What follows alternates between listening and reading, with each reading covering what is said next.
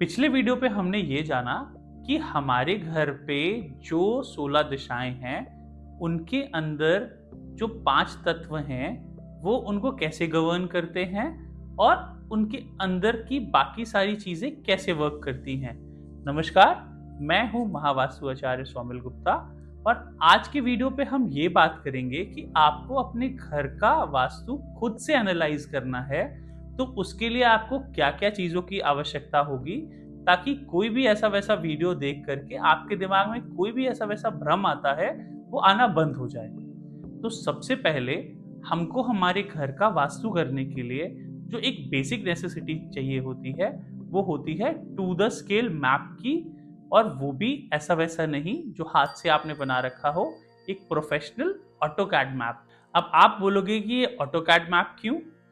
क्योंकि हम जो काम करते हैं वो 16 दिशाओं पे काम करते हैं। 16 दिशाओं पे काम करने के लिए आपको घर का एक एक्यूरेट सेंटर पता होना चाहिए। एक्यूरेट सेंटर पता होने के बाद आप जब उस पे ये 16 दिशाओं वाला शक्ति चक्र मार्क करोगे तो आपको ये पता होना चाहिए कि एग्जैक्टली किस डायरेक्शन में आपका किचन आ रहा है, आपका बाथरूम आ रहा है, आपका बेड का हेडबोर्ड आ रहा है, आपकी पर्सनल बिलोंगिंग्स आ रही हैं, आपके घर का सेफ आ रहा है, या आपके घर में कोई भी ऐसी चीज जो आपके घर में वास्तु दोष उत्पन्न कर रही है वो आ रही है।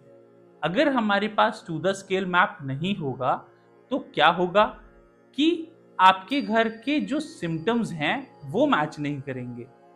आप जब कोई भी वास्तु करते हो तो सबसे पहले अपने घर की प्रॉब्लम्स को नोट डाउन करते हो। वो नोट डाउन करने के बाद आपको ये पता चलता है कि ये प्रॉब्लम्स कहाँ कहाँ से और किस किस दिशाओं से आ रही है। फॉर एग्जाम्पल, आप बोलते हो मेरे घर में ना कोई भी अपॉर्चुनिटी नहीं आ रही, और आपका जो किचन है वो नॉर्थ की दिशा में भी आ रहा है और उसके बगल में नॉर्थ ऑफ नॉर्थ वेस्ट की दिशा में भी आ रहा है। अब अगर हमारे पास टू द स्केल मैप नहीं होगा तो हम ये आइडेंटिफाई नहीं करा पाएंगे कि अगर वो नॉर्थ की दिशा में आ रहा है तो उसके नीचे हमें ग्रीन स्टोन लगाना है, अगर उसके बगल में नॉर्थ ऑफ नॉर्थ वेस्ट की दिशा में आ रहा है तो उसके नीचे हमें येलो स्टोन लगाना है।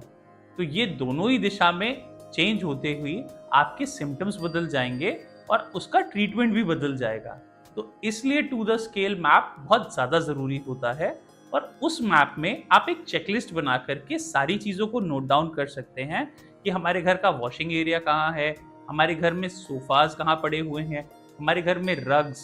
पर्दे, wall clock, mixer grinder, microwave oven और भी बहुत सारी छोटी छोटी चीज़ें जिसको आपको लगता है कि हमारी लाइफ में इम्पैक्ट नहीं डालती, वो सारी की सारी वो टू द स्केल मैप पर आ जाती हैं। ये टू द स्केल मैप ही है जो कि एक प्रोफेशनल वास्तु वाला आपसे पक्का मांगेगा आपके घर का वास्तु ठीक करने के लिए, और मेरे से भी अगर कोई फ्री योगदान मांगेगा जो कि मैं एवरी सैटरडे देता हूँ तो भी मैं उससे सबसे पहले ये टू द स्केल मैप ही मांगता हूँ, क्योंकि आपके लाइफ की कोई भी प्रॉब्लम्स जो भी आपको समझ में आती हैं वो सारी की सारी इस मैप में दिखाई देती हैं। तो इसीलिए आपको एक टू द स्केल मैप बहुत ज़्यादा ज़रूरी है कोई भी प्रोफेशनल या खुद से वास्तु के दोष डायग्नोस करने के लिए।